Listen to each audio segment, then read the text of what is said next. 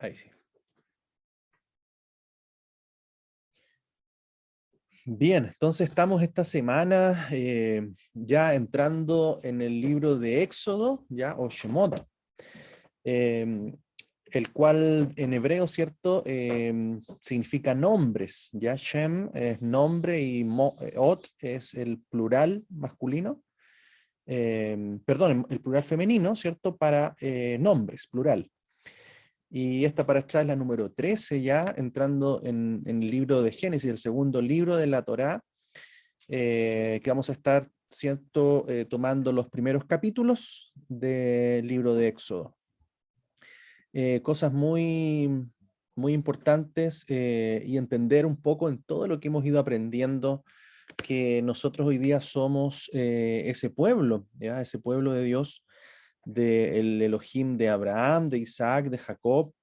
En base a esa promesa y en base a toda esa profecía, es que nosotros hoy día, que estamos entre las naciones, dispersos, como dice la Escritura, hasta lo último de la tierra, es que estamos retornando al llamado, ¿cierto?, que el Padre nos ha hecho a través de Yeshua, ¿ya? Y nos estamos volviendo en obediencia, ¿cierto?, a su palabra, a su Torá, a sus mandamientos, a todo lo que Él nos ha dejado por escrito en la palabra. Hoy día podemos ver, ¿cierto?, que somos parte de ese pueblo escogido, de ese pueblo que pertenece al Señor, que pertenece al Padre, y que Yeshua vino a buscar, ¿cierto?, como las ovejas perdidas.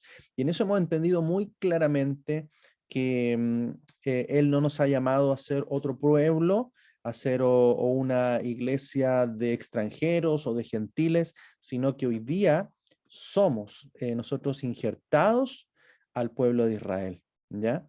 A ese verdadero Israel, a ese Israel que está conformado por no solamente la casa de Judá, sino también toda la casa de Israel y también los gentiles, los extranjeros que también son parte de ese pueblo. Por eso ahí también puse este versículo de Isaías 14:1 que dice: sí, Adonai tendrá misericordia de Jacob.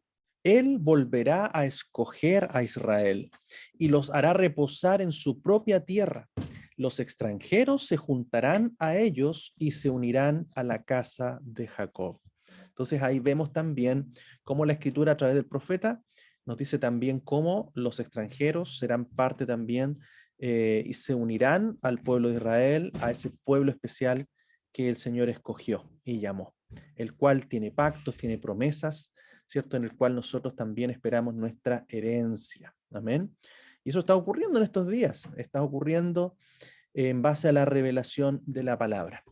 Bien, vamos entonces con los primeros capítulos de Éxodo, que dice: estos son los nombres de los hijos de Israel, que habiendo sido llevados a Egipto con Jacob su padre, entraron cada uno con su familia: Rubén, Simeón, Leví y Judá, Isaacar, Zabulón y Benjamín, Dan y Neftalí, Gad y Aser. Pues José estaba en Egipto, y toda la parentela de Jacob fueron 75 almas.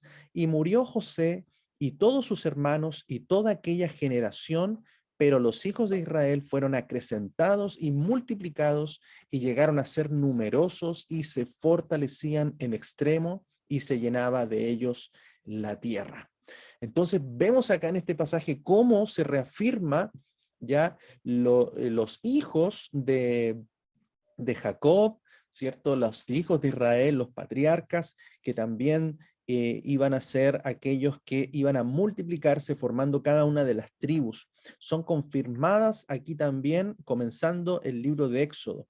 Interesante que se ve cómo ocurre en este primer capítulo ese cambio de entrar como familias, como una familia, y transformarse en un pueblo, porque había un propósito del Padre para que ellos fueran a Egipto. Había un propósito allí, un cumplimiento que fue profetizado a Abraham, en el cual iba a ser una nación grande. Amén. Entonces, esto es parte del proceso que el Padre tenía en su voluntad. Entonces, vamos a ir viendo que hay algunas promesas, ¿ya? Que se comienzan a cumplir, algunas palabras proféticas. Y esto de la cautividad que se comienza a vivir en Egipto, ya estaba profetizado en Génesis 15, versículo 13 y 14. Dice, y fue dicho a Abraham, sabe por cierto que tu simiente será forastera en tierra ajena 400 años, y la esclavizarán, y la maltratarán, y la humillarán. Pero yo juzgaré a la nación a la cual servirán como esclavos, y después de esto saldrán con gran riqueza. Entonces acá vemos el tiempo, el proceso que iba a ocurrir y también la salida. Ya estaba profetizada. ¿Qué nos dice también este pasaje? También nos comienza a hablar de que entraron ciertos 70 personas, también dice por allí otras versiones 75 como la que leímos, ya, y eso se debe a las distintas fuentes también que son consideradas ya en la traducción de los escritos. ¿Ya? Ahora es muy interesante ver por una parte y no perder de vista que hay varios pasajes que nos hablan de 70. De hecho, en esta misma versión de la Biblia textual 4, vamos a encontrar estos mismos pasajes que confirman también que eran 70 personas, pero que también otro pasaje muestra que eran 75. Por ejemplo, vamos a leer Génesis 46, 27, dice, y los hijos de José que le nacieron en tierra egipcia fueron dos. Todas las almas de la casa de Jacob que entraron en Egipto fueron 70. También Deuteronomio 10:22 dice, con 70 almas tus padres descendieron a Egipto, pero ahora Adonai tu Elohim te ha hecho como las estrellas del cielo en multitud. Entonces vemos cómo la misma Biblia textual tiene otros textos, otros pasajes que confirman que eran 70 personas. Ahora, ¿por qué aparece esto de los 75? Porque ahí son consideradas, por ejemplo, en la versión de la Septuaginta, ¿ya? Y otros escritos también como el Código Real, por ejemplo, que cuentan o consideran a los hijos de Efraín y Manasés, ¿ya? Y con esos suman 5 personas más, y por lo tanto también son contados en estas versiones, y por lo tanto ahí se obtiene el número 75. Ahora, ¿qué es interesante también? No considerar esta discrepancia como algo que se contradice, sino que más bien que se complementa, ¿ya? Y que nos van agregando también algunos datos que algunos escritores consideraron, ¿ya?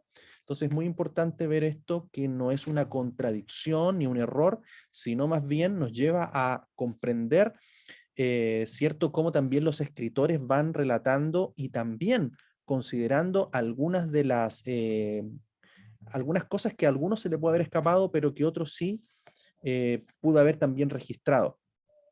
Pero lo que quiero un poco también resaltar es respecto a los 70, ¿ya? Porque los números en la Biblia no son coincidencias, ¿ya?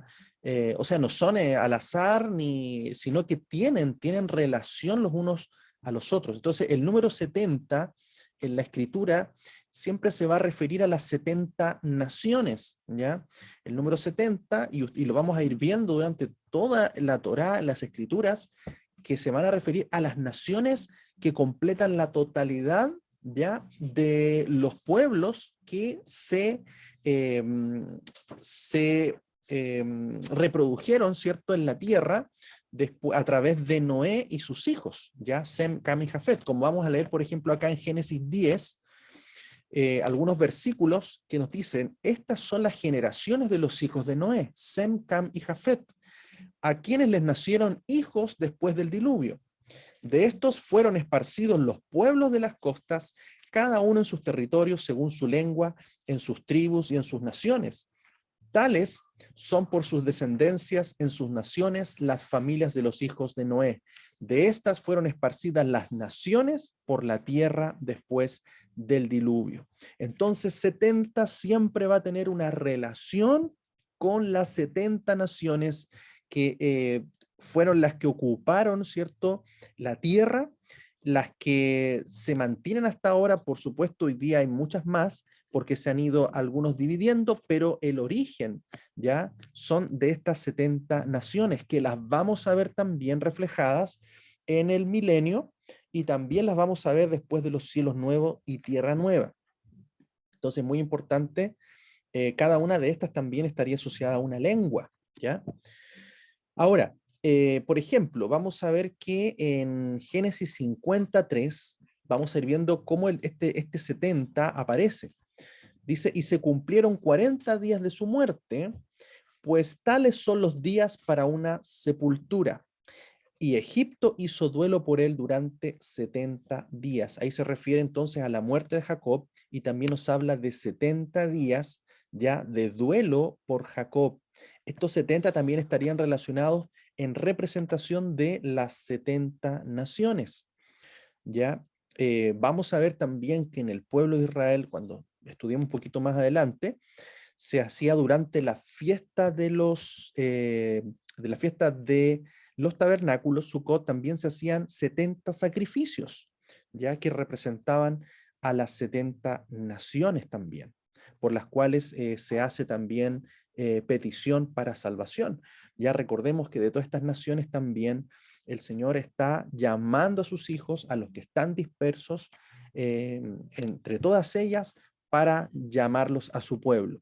También Éxodo 15:27, mire cómo también estos números nos van dando señales, como lo dice el versículo 27, y llegaron a Elim, y había allí 12 fuentes de agua y 70 palmeras, y acamparon allí junto a las aguas. Entonces vemos claramente allí 12 fuentes en representación de las 12 tribus que son el pueblo de Israel, y además 70 palmeras que representan también las 70 naciones. Estas palmeras beben de esa agua, beben de esa fuente, ya, porque así también lo vamos a ver después, que va a haber un río ya que va a salir de la ciudad, y este va a ser también para las naciones. También se habla de que estará el árbol de la vida, el cual producirá un fruto, y sus hojas, dice, también será para sanidad de las naciones. Entonces vemos allí esta figura en que el pueblo de Israel, su pueblo, va a reinar con él, va a habitar con él, pero además habrán 70 naciones allí, ¿ya? Que no serán del pueblo, pero que también estarán presentes durante los tiempos que vienen más adelante. Éxodo 24:1 también dice, después dijo a Moisés, sube a Adonai tú con Aarón, Nadab y Abiú, y con 70 de los ancianos de Israel, y os postraréis a lo lejos. Entonces el Padre en su corazón nunca ha perdido de vista a las naciones. Él nunca ha perdido de vista, y Él lo que quiere es que todos procedan al arrepentimiento, que todos puedan ser salvos, y es por eso que el Evangelio del Reino, que en un momento estuvo solamente para Israel, se ha abierto a través de esa inmensa gracia de Dios para todas las naciones. Es por eso que Yeshua nos dice ir, y le estableció principalmente a sus apóstoles, a sus discípulos, que fueran a todas las naciones. Amén. Predicando las buenas nuevas. ¿Para qué? Para que podamos volver a Israel, vamos a volver al Padre, a esa salvación, a ese pacto, a ese nuevo pacto que fue renovado, para que nosotros hoy día podamos también ser parte de esa promesa y esa bendición. También vemos acá que vemos esta figura también que vamos a ver en los próximos días, en los próximos tiempos, ya muy cercanos, ese éxodo que vamos a vivir también, así como el pueblo de Israel fue sacado de Egipto, así también el pueblo del Señor, la iglesia, la eclesía, la congregación de los santos, ¿ya? Israel también va a ser sacada, amén, del mundo. Por eso dice la palabra que los muertos resucitarán y los que estemos seremos arrebatados. Amén. Y eso también nos habla de que seremos recogidos de entre todas las naciones de la tierra. Por eso ese número 70, ya que menciona la escritura en cuanto a la familia de Jacob, nos habla también de la representación de todas las naciones, de las cuales también saldrán aquellos que van a ser injertados y salvos también.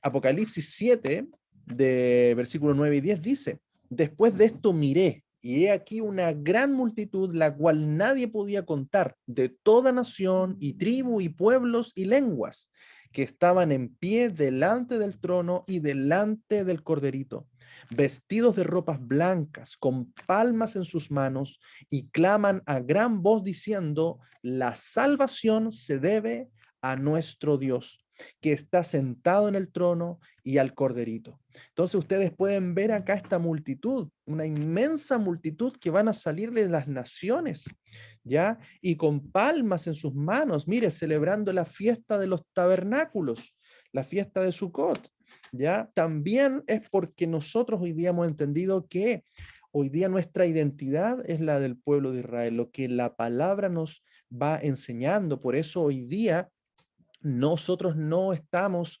celebrando las fiestas del mundo, sino que hoy día hemos vuelto a la obediencia, al entendimiento de las fiestas del Señor que Él nos ha dejado.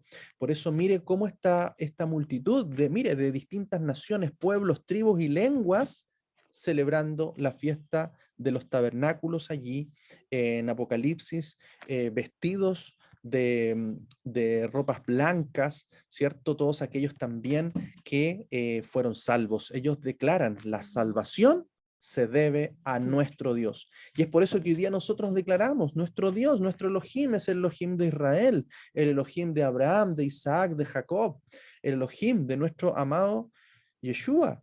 Entonces es allí donde vamos entendiendo quiénes somos y qué es lo que va a ocurrir con su pueblo. También vemos allí cómo también están presentes estas 70 naciones, como les decía, en el milenio y después de los cielos nuevos y tierra nueva. Apocalipsis 21, 24 y 26, ya los últimos capítulos de Apocalipsis, dice: y las naciones andarán a la luz de ella, de la luz que estará en la Nueva Jerusalén. Y los reyes de la tierra le llevarán su gloria, ¿cierto? Su honra. Sus puertas nunca serán cerradas de día, porque allí no habrá noche, y llevarán a ella la gloria y el honor de las naciones. Recuerde también lo que hemos aprendido, ¿cierto? Que todas las naciones vendrán a celebrar la fiesta de los tabernáculos durante el milenio y también después en los cielos nuevos y tierra nueva.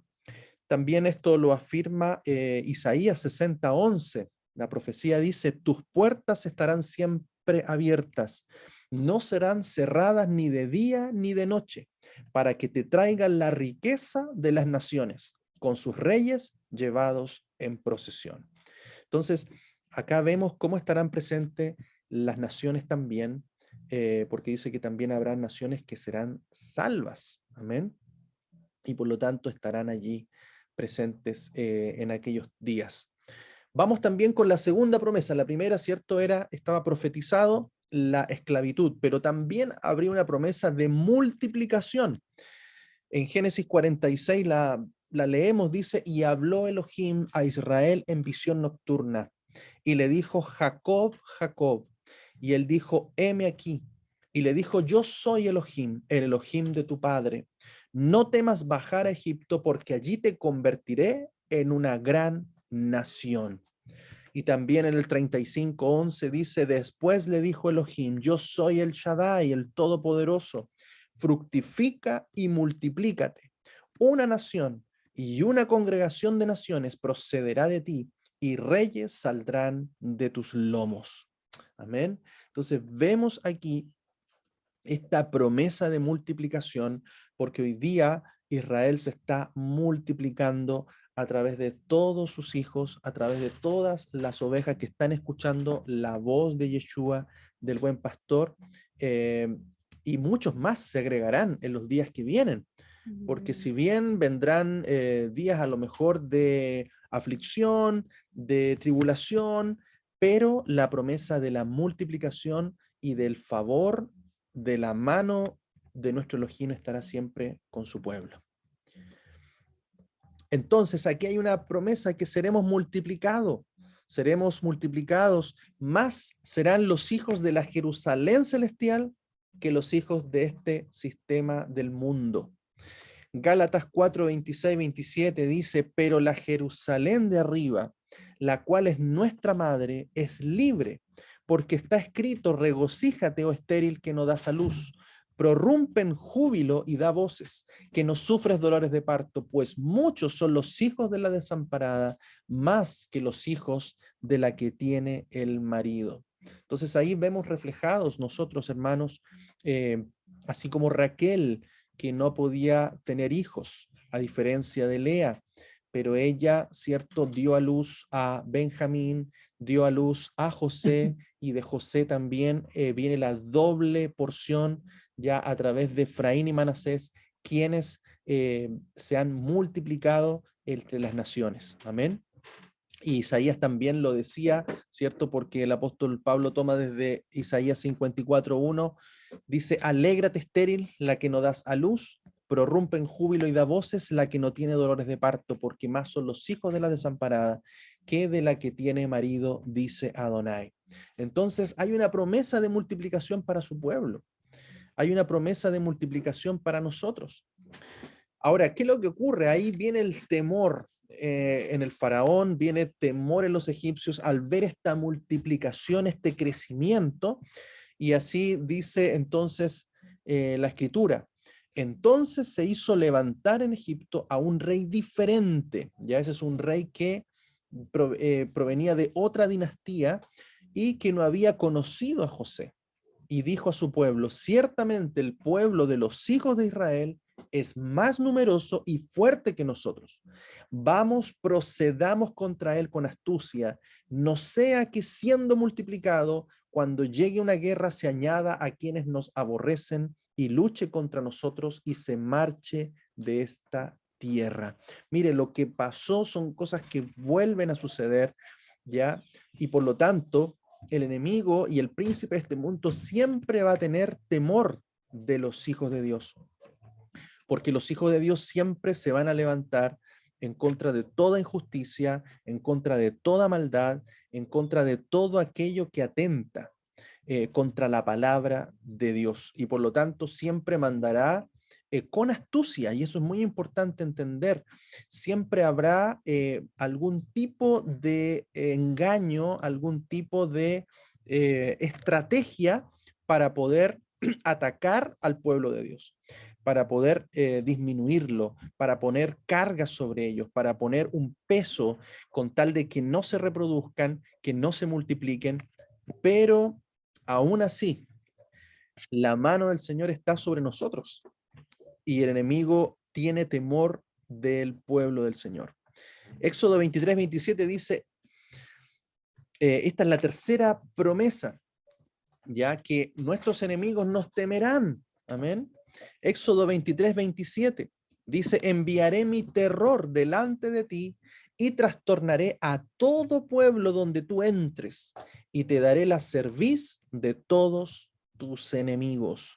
Entonces vamos a ver, hermanos, que por temor del enemigo, él siempre tratará de poner peso, de poner carga, de traer esclavitud, para oprimir a su pueblo, pero en realidad es por temor, porque él sabe, el príncipe de este mundo, nuestro adversario, sabe quién es nuestro Elohim. Amén. Y por lo tanto, con astucia siempre tratará de engañarnos, tratará de reducirnos, tratará de atacar, ¿cierto?, a nuestro pueblo, a nuestros hijos, pero él no podrá contra nosotros, porque el mayor es el que está en nosotros que el que está en el mundo. Por eso también vemos ahí cómo el pueblo judío también ha sido tan atacado, pero ustedes ven cómo se ha vuelto a levantar y por más, ataques, más guerras que vengan, se sigue multiplicando porque el Dios de Israel, nuestro Elohim, siempre va a guardar a su pueblo. Amén. El Salmo 102:15 dice, así las naciones temerán el nombre del Señor y todos los reyes de la tierra tu gloria. Isaías 59:19 también dice, desde el poniente temerán el nombre del Señor y su gloria desde el levante del sol, porque vendrá cual torrente encajonado, impulsado por el soplo de Adonai. Y Oseas también profetiza, dice, después volverán los hijos de Israel y buscarán a Adonai su Elohim y a David su rey, y acudirán temblorosos a Adonai y a su misericordia al fin de los días. Mire lo que está pasando en estos días. Estamos en el fin de los días, en los últimos días, en los últimos tiempos. Mire lo que dice: después volverán los hijos de Israel. Estamos entendiendo que nosotros somos hijos de Israel. Vamos a buscar, volviendo al Padre, a Adonai nuestro Elohim, y a David. Mire, fíjese, su rey. ¿Quién es el hijo de David, del linaje de David, de Yeshua? Ahí estaba profetizando, ¿cierto? Que buscarán a Yeshua y acudirán temblorosos, acudirán con temor, ¿cierto? Con reverencia a Adonai y a su misericordia al fin de los días. Eso es lo que estamos viendo, es lo que está pasando, cómo su pueblo está viniendo a él con temor, en obediencia, buscando su misericordia a través de Yeshua, volviendo al Padre y entendiendo nuestra identidad como hijos de Israel, hijos de la promesa, de la simiente de Abraham a través de la fe. Y viene entonces, como les decía, la opresión sobre Israel, la opresión sobre su pueblo. Así como fue, así también será. Y vamos a ver que va a venir opresión sobre nosotros, va a venir una forma de control, una forma de sometimiento, que es lo mismo que ya ocurrió antes.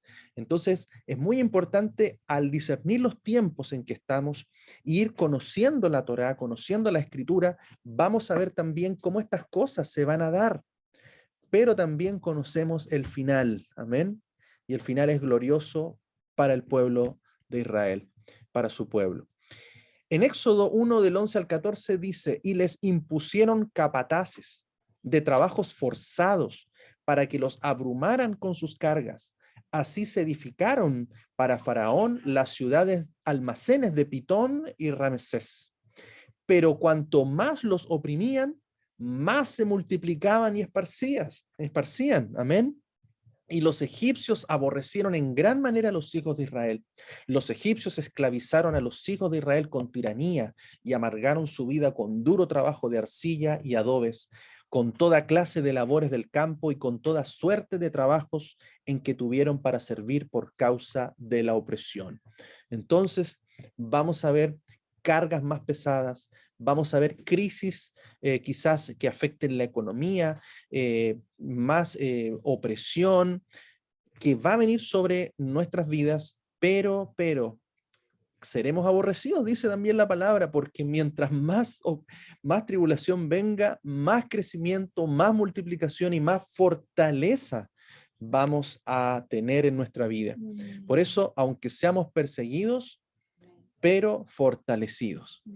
Por ejemplo, en 2 Timoteo 3:12 lo dice: sí, todos los que quieran vivir piadosamente en Cristo Jesús, en Yeshua, el Mesías, padecerán persecución. Porque si usted se da cuenta, al comenzar a vivir una vida en Cristo, una vida conforme a su Torá, a su palabra, eso va a generar inmediatamente un rechazo del mundo, porque nosotros no seguimos la corriente del mundo, no seguimos lo mismo que hace el mundo, y por lo tanto vamos de alguna manera a ser menospreciados, ya rechazados por los demás. Lucas 6:26 dice Yeshua: ay, cuando todos los hombres digan bien de vosotros, porque así hacían sus padres con los falsos profetas. Entonces, nunca el pueblo que es luz, que es de testimonio, que está conforme a la palabra, que vive lo que el Señor nos ha mandado a hacer, va a caer bien o va a ser bien hablado por el mundo, porque vamos a ir en contra de la corriente de este mundo. Es por eso que muchos quizás tendremos a lo mejor problemas hasta con nuestras propias familias, por el hecho de apartarnos de algunas fiestas paganas, de fiestas que no son de la Escritura, que no son mandamientos que el Padre nos ha dejado. Y al volver a lo que sí debemos hacer, también ocurre a veces una distancia en la cual, no de parte nuestra, porque nunca en nosotros está en rechazar a las demás personas, pero sí muchas veces vamos a ver rechazo de los demás hacia nosotros. Es por eso que esto lo dice la Escritura, que cuando buscamos estar alineados a lo que la palabra nos dice, eso va a traer un rechazo, o van a hablar mal de nosotros, o va a haber persecución de la misma manera que Yeshua lo vivió. Hechos 8, del 1 al 4. Mire lo que sucede aquí también en los Hechos de los Apóstoles. Dice, Saulo estaba consintiendo en su asesinato, en el asesinato de Esteban. Y en aquel día hubo una gran persecución contra la iglesia en Jerusalén. Y excepto los apóstoles, todos fueron esparcidos por las regiones de Judea y de Samaria. Pero los que habían sido esparcidos fueron anunciando la buena noticia de la palabra. Entonces, muchas veces lo que pueda venir en contra nuestra siempre va a traer un respaldo de Dios para nosotros. El evangelio se va a extender, el evangelio se va a multiplicar, la palabra va a ser anunciada en muchos lugares, muchos se van a convertir, y vemos cómo a través de esta persecución el pueblo crecía y se multiplicaba. Entonces, vamos a ver siempre cómo las pruebas, las tribulaciones, a nosotros nos van a ayudar para bien, para los propósitos que el Padre tiene. Juan 15, 19, 20 dice, si fuerais del mundo, el mundo amaría lo suyo. Pero como no sois del mundo, sino que yo os elegí del mundo, por eso os aborrece el mundo. Acordaos de la palabra que yo os dije, un esclavo no es mayor que su señor. Si a mí me persiguieron, también a vosotros os perseguirán. Si guardaron mi palabra, también guardarán la vuestra. Qué importante es lo que nos dice Yeshua. Por eso nosotros entendemos, hermanos, que la prueba y la tribulación es para crecimiento, es para fortaleza espiritual, es para que aquel que está allí un poco indeciso se decida, aquel que hoy día tiene dudas, despeje esas dudas y realmente pueda comprometerse, consagrarse y ser verdaderamente ese pueblo que no tiene temor, que sabe a quién sirve, que está lleno de la palabra, lleno del Espíritu Santo, y que el Padre hará grandes cosas con nosotros en estos tiempos. Segunda de Corintios 4, del 9 al 10 dice, perseguidos, pero no desamparados, derribados, pero no destruidos, llevando por todas partes, siempre en el cuerpo, la agonía mortal de Yeshua, para que también la vida de Yeshua sea manifestada en nuestro cuerpo. Mire, cómo su vida, su presencia, su gloria va a estar también en nosotros. Porque por más que estemos perseguidos, nunca estaremos desamparados. Por más que sintamos caer, no vamos a ser destruidos, porque somos su pueblo escogido. Amén. Amén. Algo también muy importante, como dice Éxodo 1:9, y dijo a su pueblo, Faraón, ciertamente el pueblo de los hijos de Israel es más numeroso y fuerte que nosotros. Entonces acá vamos a ver que aproximadamente fueron 400 años que Israel estuvo en Egipto, pero ellos guardaron su identidad, mantuvieron su historia, mantuvieron su organización. Vamos a ver entonces cómo, aun cuando estuvieron en Egipto, no se mezclaron con los egipcios, no se confundieron con los egipcios, no formaron parte de Egipto, sino que mantuvieron su identidad. Ellos vivieron en un lugar aparte, en las tierras de Gosén, ¿cierto?, de que se les fue asignada, pero mantuvieron su tradición. Ellos eran pastores de ovejas y de alguna manera eran aborrecidos o mirados mal o en menos por los egipcios. Ellos siempre se mantuvieron, si bien viviendo muy cerca en la misma tierra, en la tierra de Egipto, pero apartados, tanto físicamente, también como en su fe, como en su adoración a Dios, al Dios de Israel, cumpliendo sus mandamientos y sus enseñanzas. También mantuvieron su identidad de las tribus. Ellos nunca olvidaron ni perdieron el conocimiento de las tribus de las cuales venían.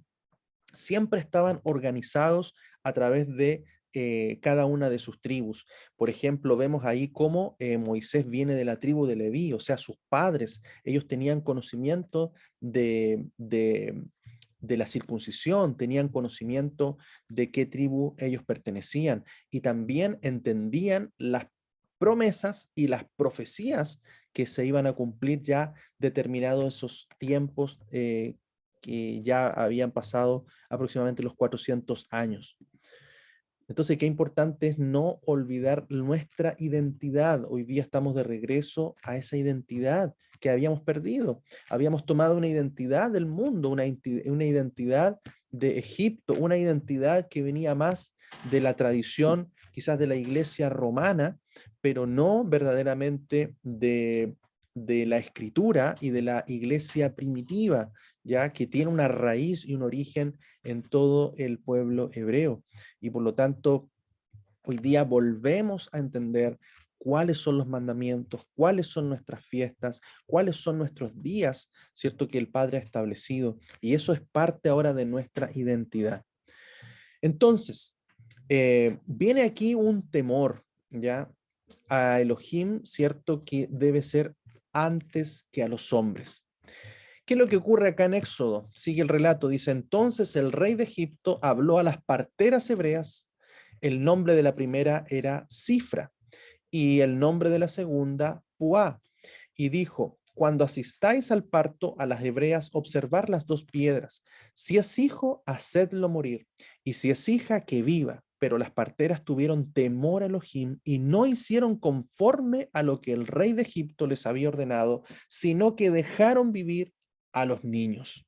Entonces vemos acá mujeres que tenían una función importante, ya de asistir al parto, reciben una orden de Faraón, pero acá es donde vemos en ellas el temor a Elohim antes que a Faraón.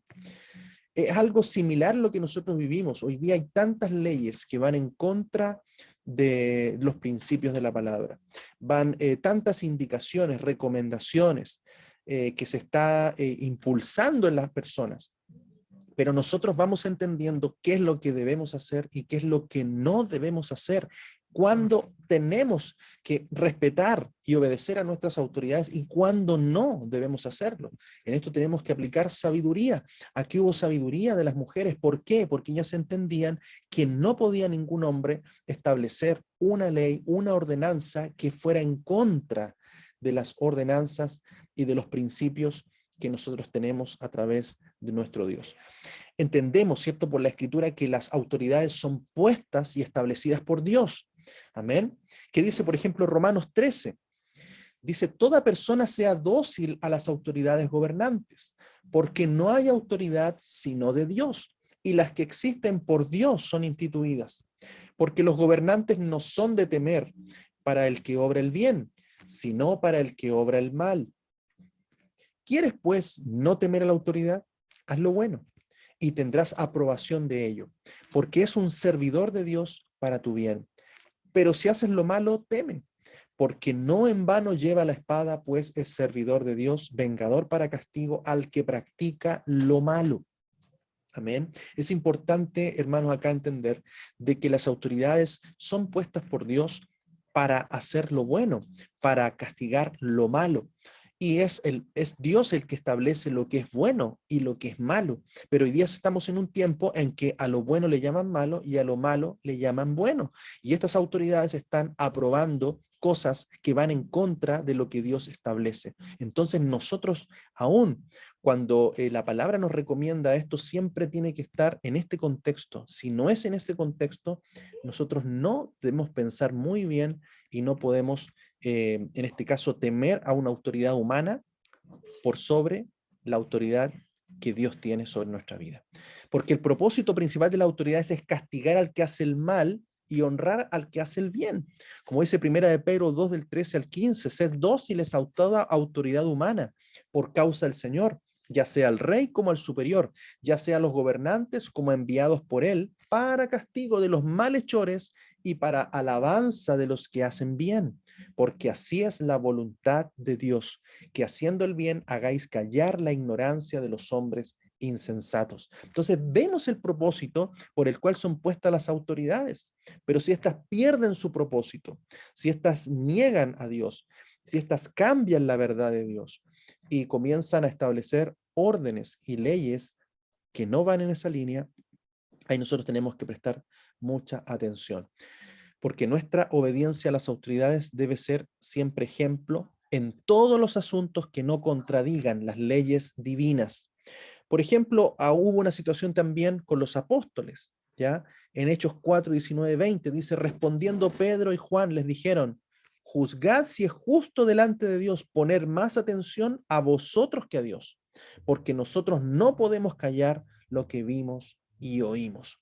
Entonces, nuestra mirada, nuestra voz siempre tiene que estar en lo que es correcto delante de Dios, en lo que es justo, en lo que es de piedad, de misericordia, pero no de injusticia, no de cosas que atenten contra sus principios. Entonces acá debemos temer más a Dios que a los hombres. Como dice Yeshua en Mateo 10:28, no temáis a los que matan el cuerpo y no pueden matar el alma. Temed más bien al que puede destruir el alma y el cuerpo en la Gehenna. Entonces vemos aquí cómo, hermanos, este versículo se debe entender muy claramente que no debemos temer a aquellos que incluso pueden ofrecernos cárcel o muerte por no hacer lo que ellos imponen, sino que nuestro temor, ¿ya? Y ese temed, ese temor está en base a la obediencia, al respeto, a aquel que está por sobre los hombres, aquel que puede destruir el alma y el cuerpo en la Gehenna. Otra traducción habla del infierno. Vamos a entender este Gehenna también como un símbolo del lago de fuego. Amén, donde serán arrojados todos los impíos y los enemigos de Dios. Entonces nosotros, hermanos, tememos a aquel, por supuesto, que tiene ese poder de destruir el alma. Para nosotros será preservada nuestra alma. Por lo tanto, no tenemos que tener temor a toda opresión, a toda obligación, a todo tipo de sometimiento, porque de esa manera el enemigo tratará de tomar el control del mundo a través de su marca puesta en las personas. Nosotros no podemos dejarnos marcar. Por eso tenemos que prestar atención de cómo se están dando las cosas hoy en día, cómo se está impulsando, ejerciendo coacciones para que las personas se sometan y lentamente vayan cayendo en el lazo del enemigo y no se den cuenta finalmente cuál es el propósito del enemigo sobre las personas. Nosotros estamos con nuestros ojos abiertos a través de la escritura para discernir y para tener temor a nuestro Elohim antes que cualquier hombre e incluso ante el mismo enemigo. ¿Y qué dice la palabra? Que tendremos el favor de nuestro Elohim. Dice Éxodo 1:20, y favoreció Elohim a las parteras, y el pueblo se multiplicó y se fortaleció en gran manera, y por temer las parteras a Elohim, les daba a ellos descendencia. Entonces vemos acá el favor, vemos la protección que Él pondrá a aquellos que le temen a Él, aquellos que le obedecen a Él, aquellos que no tienen temor de las consecuencias por ser obedientes al Señor, porque Él guardará nuestras vidas, nos dará herencia, nos dará descendencia. Amén. Porque el reino no es de este mundo. Nuestro reino es aquel que viene del cielo y el que volverá a través de Yeshua. Entonces acá vemos cómo las parteras actuaron bien y tuvieron el favor, la bendición de nuestro Elohim. Ahora, ya para terminar esta enseñanza, quiero que podamos ver un poquito lo que fue el nacimiento de Moisés o de Moshe, ¿ya? El cual es un nombre egipcio, ¿ya? Moshe es un nombre egipcio, así como Rameshe, ¿ya? Y como otros nombres más que eran muy comunes, vemos acá algo muy similar a esa relación entre Yosef y Yeshua. Acá también vamos a ver una relación un poquito entre Moshe, ya Moisés y Yeshua. Hay muchos símbolos, ¿cierto?, del Mesías, ya, porque de alguna manera nosotros también conocimos a Yeshua, ¿cierto?, a través de su nombre griego, por así decirlo, o de una transliteración de su nombre verdadero, que lo conocimos como Jesús. Entonces, de alguna manera también vemos cómo nuestro Mesías, nuestro Salvador, también adquiere un nombre, ¿ya? Egipcio, ya un nombre distinto a los que es del pueblo, pero que finalmente hay una revelación de la salvación que finalmente es Yeshua. Entonces, dice Éxodo 2, del 1 al 4, un varón del linaje de Leví fue y tomó por mujer a una hija de Leví, la cual concibió y dio a luz un hijo, y viéndolo hermoso lo escondió 3 meses, pero no pudiendo ocultarlo más tiempo, tomó una arquilla de papiro y la calafateó con alquitrán y bitumen, y colocando en ella al hijo, la dejó en el juncal a la orilla del Nilo, y su hermana se había situado a lo lejos para saber qué se haría con él.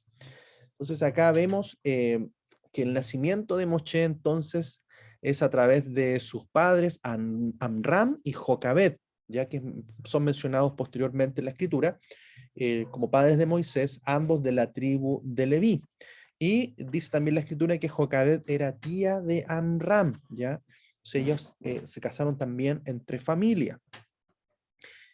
Moisés dice la palabra era hermoso, ya por lo menos esta traducción lo dice así, creo que en Reina Valera también, pero si vamos al hebreo, vamos a encontrar que es el Strong 2896, que dice que era Tov, ya, y esta palabra Tov habla de bueno, de abundancia, de benéfico, de benigno.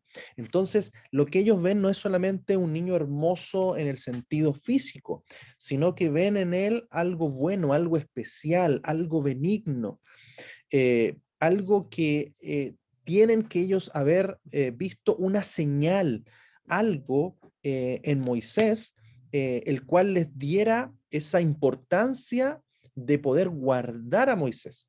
Es por eso que dice la palabra que él fue guardado por 3 meses, ¿ya? Y cuando quizás se vieron ya muy, muy acorralados, ellos lo guardaron y lo pusieron en una arquilla, ¿ya? De juncos calfateada con brea. Entonces, vemos acá que los padres de Leví, ellos esperaban también en una promesa. Ellos sabían que ellos iban a ser liberados. Sabían que después de un tiempo ellos iban a salir también. ¿Por qué?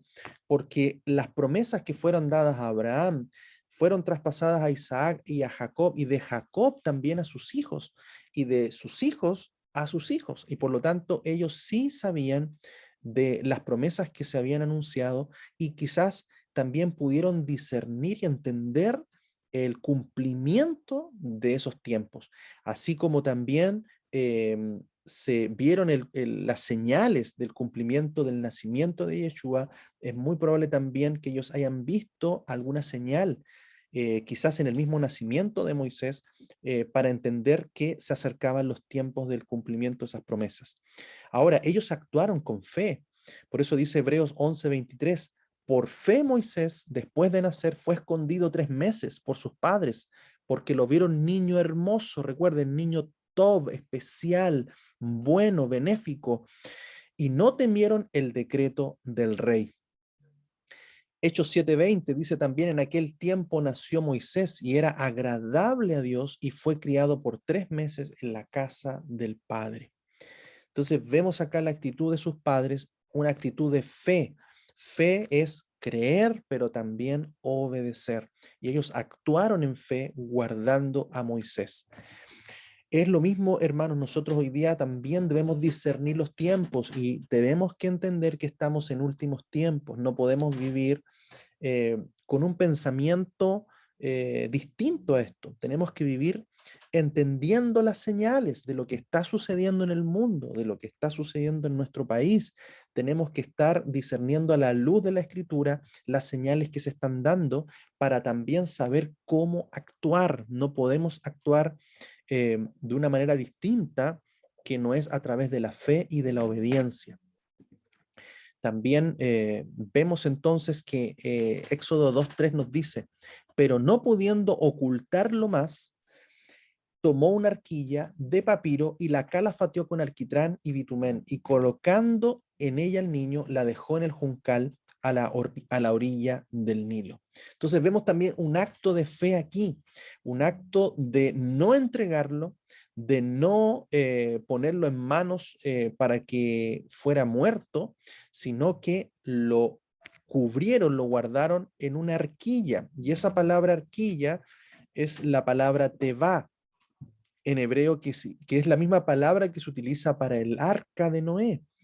Es la misma palabra, la misma que se utiliza para señalar acá que fue puesto en un arca, ¿cierto? Hemos entendido como una especie de canastilla, una arquilla hecha de papiro, que tiene que ver también con el mismo origen de la madera. Ahora, fue cubierto con brea, dice, o cafar, ¿ya? Y fíjese que también tiene mucha relación al arca de Noé, que también fue calafateada con brea. Y esta palabra kafar tiene que ver con el significado con reconciliación o expiación. Entonces ahí vamos viendo el mensaje, ya que de la misma manera que entendimos que el arca de Noé, hecha de madera y calafateada con brea, también representa la salvación que viene a través de Yeshua. Vemos allí cómo Él es el que guardará a su pueblo, el que nos sacará de toda tribulación, de toda aflicción, porque Él es nuestra salvación, Él es nuestra redención. Y por lo tanto, esta arquilla también representaba la salvación que iba a venir a través del Mesías, ¿ya? Para traer reconciliación con el Padre, para traer expiación también por nuestros pecados. Aquí vemos esta similitud también con Yeshua. Y entendemos que en estos tiempos, por más que el enemigo tire amenazas, lance decretos de muerte, sabemos que la salvación pertenece a su pueblo y su pueblo será guardado a través de Yeshua, a través de lo que él hizo en la cruz del Calvario para reconciliación con el Padre, para perdón de nuestros pecados. Su pueblo será preservado, guardado, amén, hasta el fin de los tiempos.